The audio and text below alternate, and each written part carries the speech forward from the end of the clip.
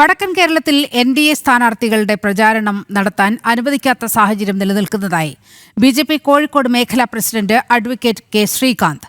പലയിടത്തും ഭീഷണികൾ ഉണ്ടാകുകയാണ്. കയ്യേറ്റം ചെയ്യാനും ശ്രമം നടക്കുന്നു.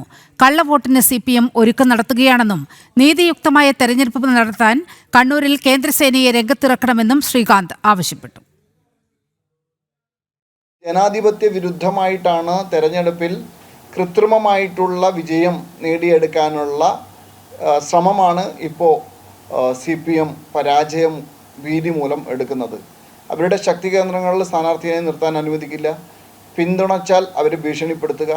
ഇനി ആരെങ്കിലും പോളിംഗ് ഏജൻ്റായിട്ട് പോളിംഗ് സ്റ്റേഷനിൽ ഇരിക്കുന്നുണ്ടെങ്കിൽ അതിനെ തടസ്സപ്പെടുത്താനുള്ള ഭീഷണി മുഴക്കുക, സ്ഥാനാർത്ഥികളെ ഭീഷണിപ്പെടുത്തുക, പ്രചരണം നടത്തുന്നവരെ ഭീഷണിപ്പെടുത്തുക, വോട്ടർമാരെ ഭീഷണിപ്പെടുത്തുക തുടങ്ങിയിട്ടുള്ള ജനാധിപത്യ വിരുദ്ധമായിട്ടുള്ള സമീപനമാണ് പലയിടത്തും ഇവർ സ്വീകരിച്ചിരിക്കുന്നത്. അതുകൊണ്ട് ഞങ്ങൾ ആവശ്യപ്പെടുന്നത് സായുധ സേനയെ ഇറക്കണം, കേന്ദ്രസേനയെ ഇറക്കണം. CPMൻ്റെയും മുസ്ലിം ലീഗിൻ്റെയും കോൺഗ്രസ് കേന്ദ്രങ്ങളിൽ തെരഞ്ഞെടുപ്പ് അട്ടിമറിക്കാനുള്ള ഇന്ത്യ സഖ്യത്തിൻ്റെ ഗൂഢാലോചന പൊളിക്കാൻ സ്വതന്ത്രമായിട്ടുള്ളൊരു തെരഞ്ഞെടുപ്പ് നടത്താൻ കേന്ദ്രസേനയെ വിന്യസിക്കണമെന്ന് ഞങ്ങൾ ആവശ്യപ്പെടുകയാണ്.